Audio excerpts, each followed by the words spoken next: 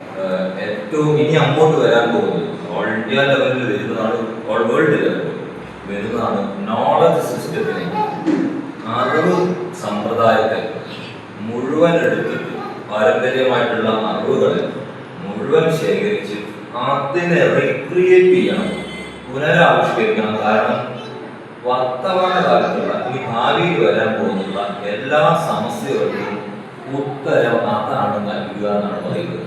അതുകൊണ്ടാണ് നമ്മൾ indigenous knowledge system എന്ന് പറഞ്ഞിട്ടൊരു സംവിധാനം കൊണ്ടുവന്നത്. ഇന്ത്യൻ നോളജ് സിസ്റ്റം എന്ന് പറഞ്ഞിട്ട് സർക്കാർ കൊണ്ടുവന്നു. ഇന്ത്യൻ നോളജ് സിസ്റ്റം IKS യൂണിവേഴ്സിറ്റികൾക്ക്, കലാലയങ്ങൾക്ക് അതിന്റെ പ്രോജക്റ്റ് ചെയ്താൽ 25 ലക്ഷം മുതലായിട്ടാണ് തോന്നുന്നത്. പഞ്ചായത്തിന് ഒന്നും വായില്ല, പഠനങ്ങളിലാണ്. അത്തരത്തിൽ മുഴുവൻ ശേഖരിക്കാനും പുനരാവിഷ്കരിക്കാനും ആവശ്യപ്പെടുന്ന ഒരു കാലഘട്ടത്തിലാണ് നമ്മൾ പോപ്പുലർ ദിനം ആചരിക്കുന്നത്. നമ്മുടെ ഏത് അറിവിനും വലിയ മൂല്യമുണ്ടെന്ന് നമ്മളെ ബോധ്യപ്പെടുത്തിയ സത്യത്തിൽ സായിപ്പാണ്. നമുക്ക് തന്നെ അറിയിക്കുക. അതിൽ നിന്ന് നമ്മൾ സ്വയം പഠിച്ചു വരികയാണ്. ശരിയാണല്ലോ, എൻ്റെ അറിവിന്, എൻ്റെ പാരമ്പര്യത്തിന് വലിയ പ്രാധാന്യമുണ്ട്.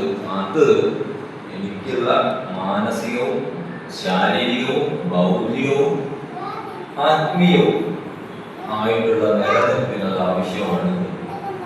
ഞാൻ ഇപ്പോ ഒരു ഉദാഹരണം ഈ തുടി തന്നെ എടുക്കും. ഈ തുടി ഏറ്റവും ആദ്യം